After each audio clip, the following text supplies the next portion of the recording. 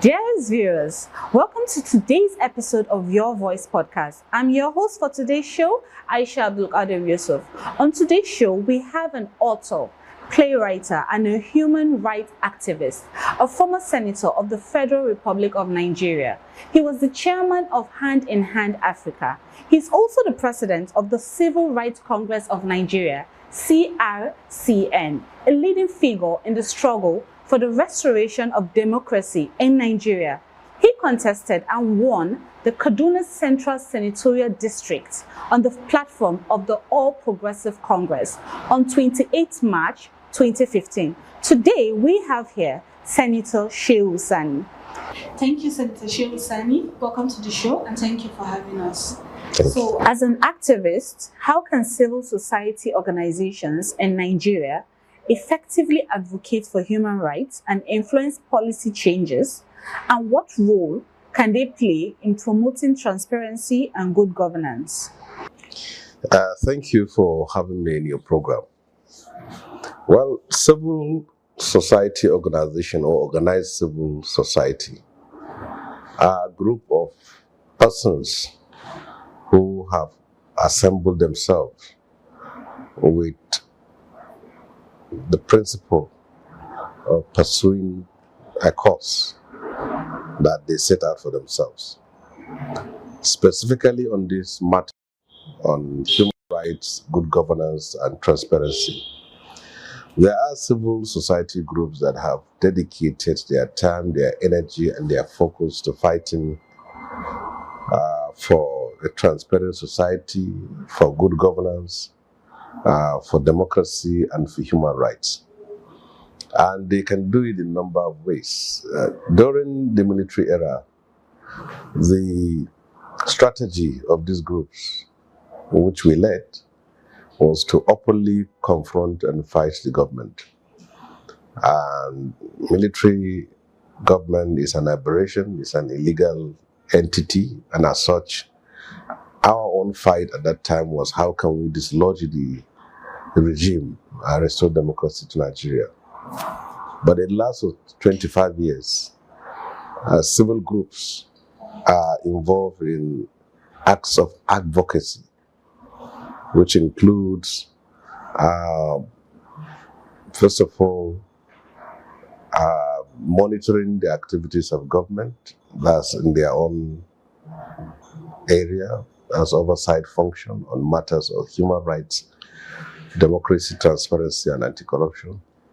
And then advocacy, organizing enlightenment campaigns and organizing seminars, press conferences, workshops they do, and also engage in acts of publications, all with the aim of enlightening the civil society, the people, and also getting them informed on how they can arm themselves. Another aspect is providing legal assistance for victims of human rights violations, or using the legal platform in terms of holding the government to account. As you can see, some organizations like SERAP, they have been doing, but before then you have the Committee for Defense of Human Rights, Civil Liberties Organization, and other organizations that have been involved in this.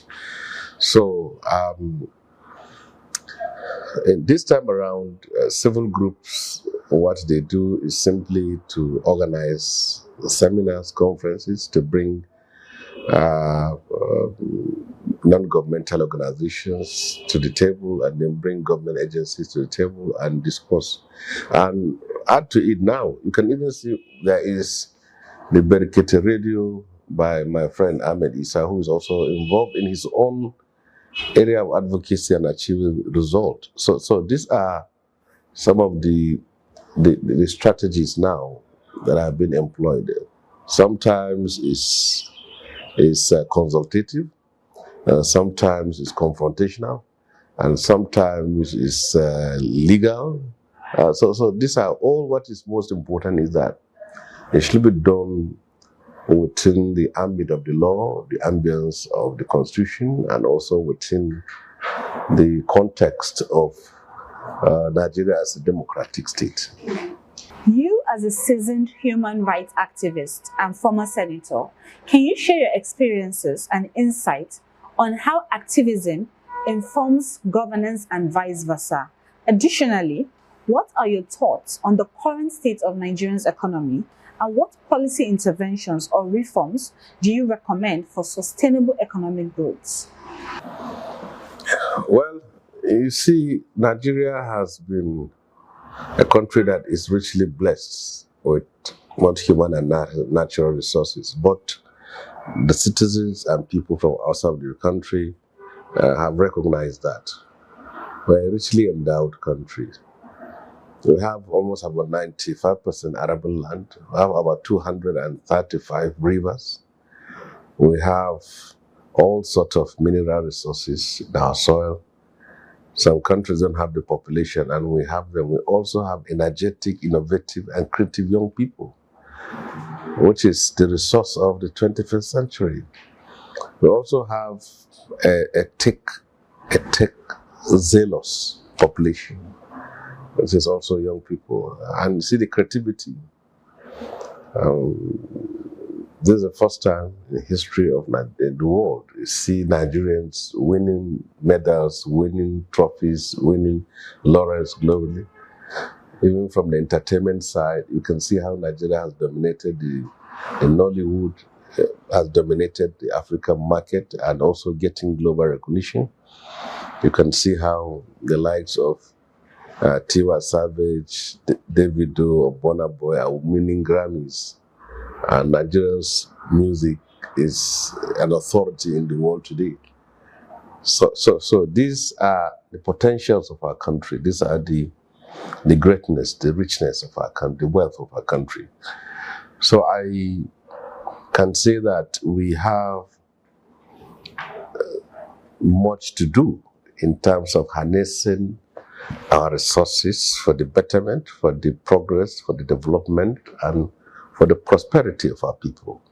So I have always advocated that government, a responsible government, should ensure that the resources of the people is connected to the lives of our people. And to do that, we have to set priorities of what do we actually want to achieve. And every government should leave its own mark of achievement in a number of fields. But as a developing country, there are key areas to which we should focus on. Number one is education. If you have an educated populace, then you address the problems of underdevelopment and poverty. Secondly is agriculture. We need to invest in agriculture so that we can feed ourselves and export to the world. It's our resources, it's our natural resources, it's our natural endowment. We have it. It's what we need.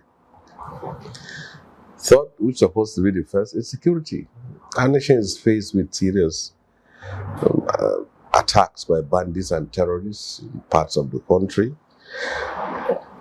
We must restore security.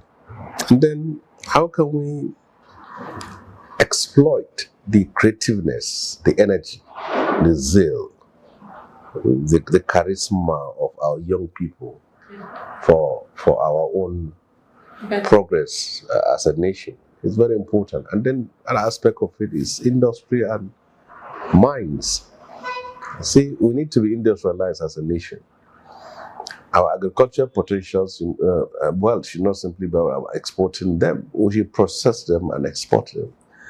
We should invest and see how cities like Port Harcourt, Lagos, Kaduna, Kano, Jos, industries that have all died are reactivated. Now we can also be able to achieve a lot. And that is policies of government should focus on priority areas. I mean, if we budget for every ministry, the funding, there should be priority on where we need to fund. And that is where the reforms are very important. The reforms being taking place in the country today are bitter pills that we have to swallow.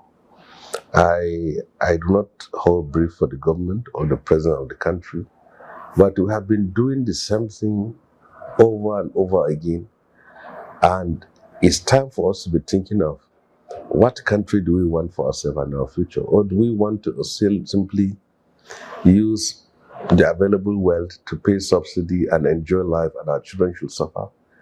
We need to invest, we need to build for our children. A time will come that will be not there. I and you are conducting this interview. In the next 100, 200 years, the next generation of Nigerians will read this interview long after we are in our grave, long after our bones have dried out.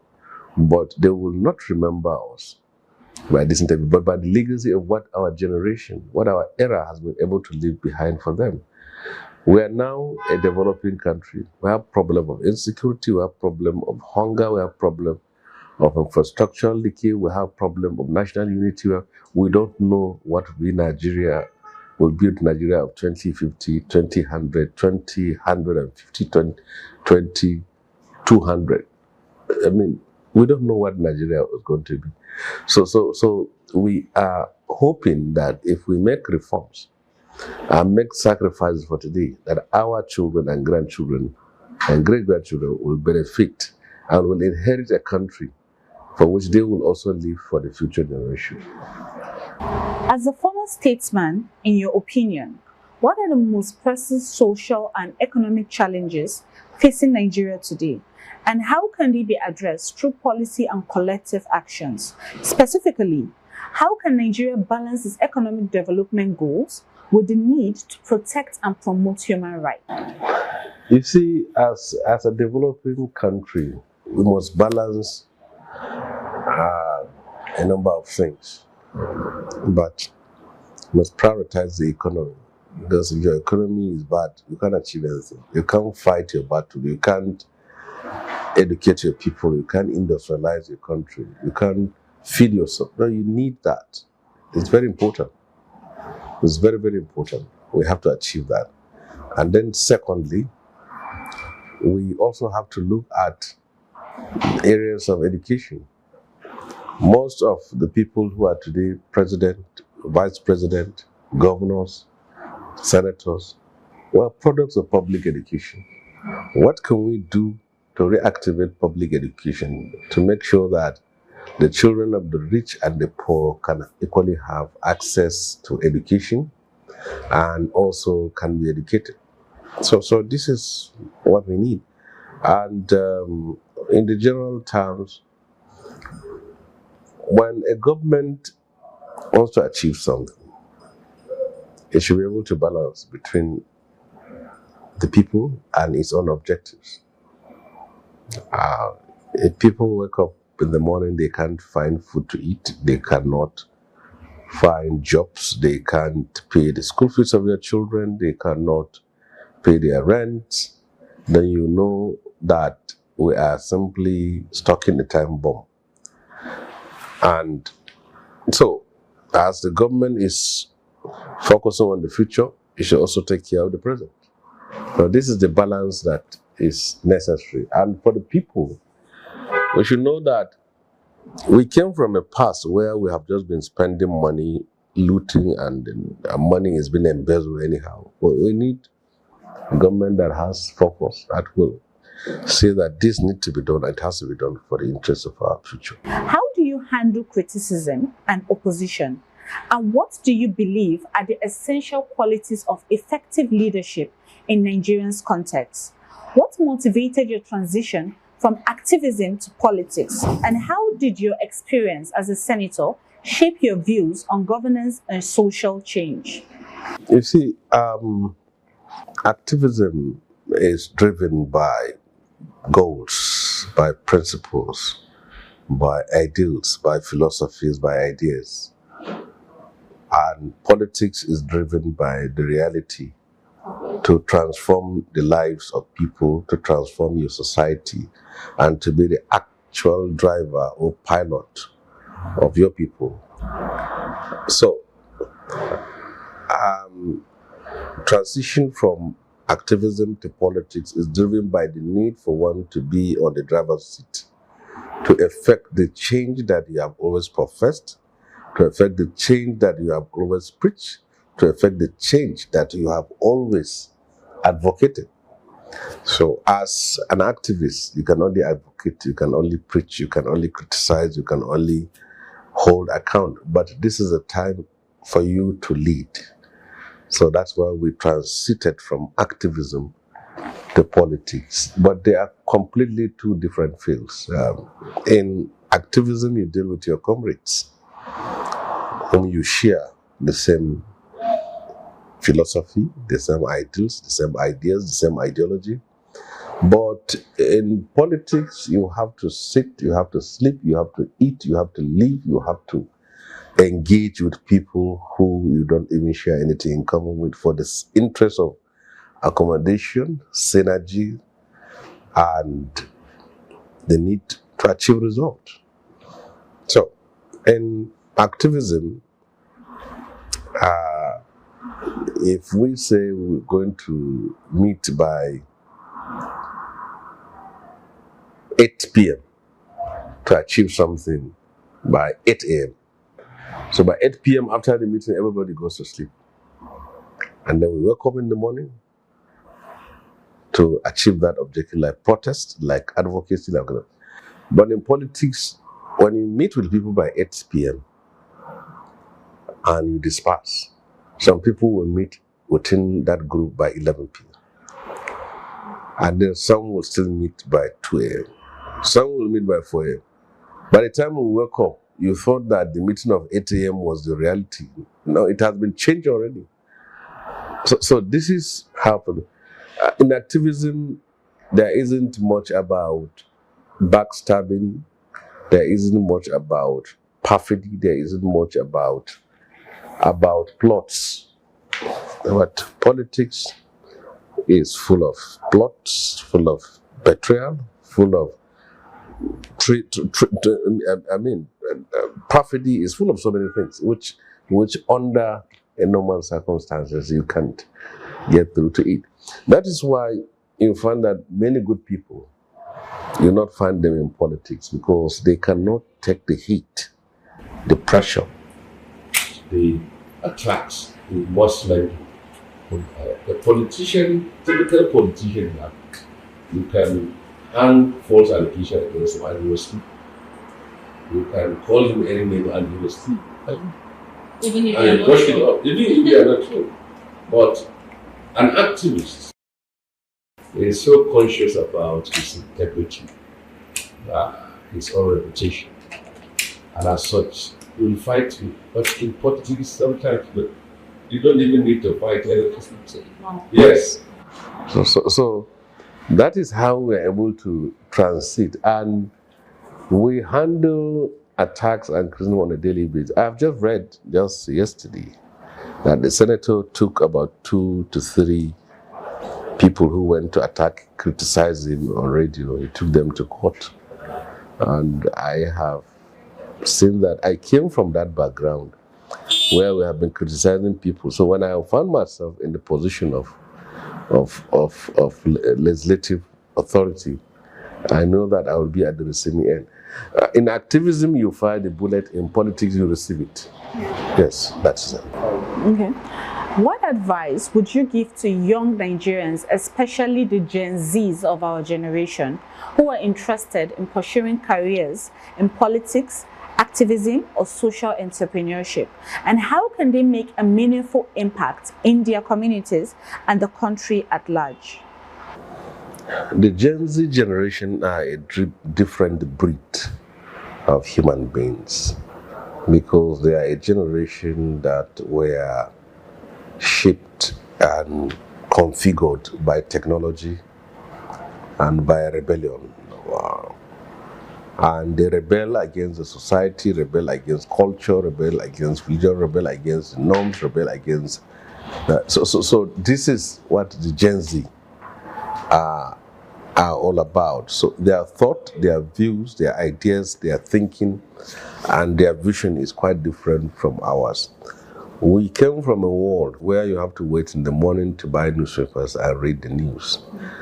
We came from a world where you can wait weekly to get periodicals to read. We have a generation today that are informed every second, and some of the information, they are even the ones who craft it and share it online. the advent of social media has completely changed the world. It has diversified power, and it has armed the people, and it has made governance transparent, and it has changed so many things. Take, for example, something which people may not notice. Before the Gen Z, before the social media, every beginning of the year, the so-called prophets or men of God do come out with predictions of what will happen from January to December. That there will be this, there will be that, there will be that, there will be that. And when they say it, people respect them for it. But the Gen Z, if you attempt saying it now, the Gen Z will keep all you said in record and then drag you to it when it never happens, when it doesn't happen, all you have said. And they will not just drag you, they will smear you, they will scandalize you, and they will call you all sorts of names. So you can see that even the men of God are afraid of making annual prophecy, as they said. So this is the way the world has changed. So the advice to the Gen Z is that they must not just be prepared. Then life is not simply about social media. It's not about music, entertainment. It's not about creativity. It's about leadership. They must be prepared for leadership. They must participate in politics. They must take up position of power, and they must create that society of their dreams to a society of their lives. What can you say about this recent administration of President Bola Ahmed Tinubu? Do you think the policies are on point as a former statesman that understands governance? Yeah, like most government, President Bola Tinubu administration has achieved success in a number of areas, and is also facing challenges in a number of areas.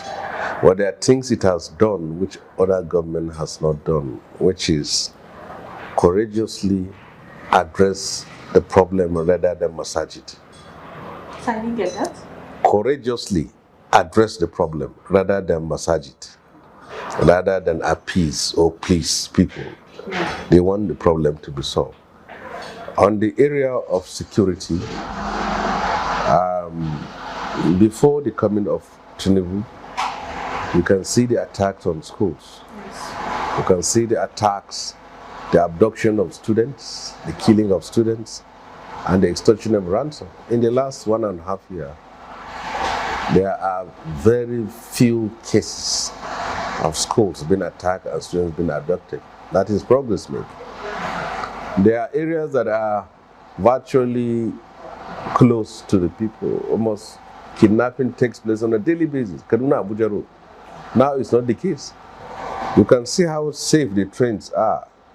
I use the trains, and each time you see soldiers on the side, they are doing their best. And there is a commitment and a dedication on the side of government to address the security challenge. In the past, billions of naira has been pumped to defense and security. It led us nowhere. So that is on the area of security. On agriculture, you see, the president went to Brazil and secured about $4.2 billion funds for agriculture that will be shared to all 774 local governments in the country. That's unprecedented in Nigeria's history. And you can see his diplomacy to South Africa too. We have 5-year visa is being granted, and they have opened up Dubai for people who want to do business. That's from that angle. And you can see investment in technology is there. Infrastructure. David Omahi, he's doing a very good job. The Buhari regime spent 8 years. This is the first time we have a minister of works calling the bluff to big construction company, cancelling Julius Berger's contract. David Omahi. This is it. Calabar, Lagos Road have been on consumption since during Obasanjo's time. Billions were pumped in nothing. Look at it going on now. Lagos to Sokoto Road was on the draft board for more than 45 years. Now it's going on. Many of these abandoned road projects, Kaduna, Abuja, Kaduna, Kano road, given to companies to construct, they never did. Now it's re-awarded. And we can see them, they are on site, working 247. So, what else are we up to? And Nigeria's reputation globally is being restored. But the point is that there will always be politics. And the economic reforms, like the withdrawal of subsidy, has unleashed untold hardship in the lives of people. People are poorer now than they were before because of the consequences of inflation, cost of living. But the government promised that as time goes on, things will ease. So we will now have to believe that this is a construction site and that when the building is finished, we'll see its beauty. Thank you, Senator Shehu Sani, for having us on today's episode of Your Voice podcast. Thank you. Yes. Dearest viewers, for those of you at home and watching us, thank you so much, and I hope you learned a lot from today's interview from one of Nigeria's leading icon and mentor for so many. Make sure you follow us on all our social media handles on the link below. I remain your loyal host, Aisha Abdulkadir Yusuf, sponsored by PBAT Media Center.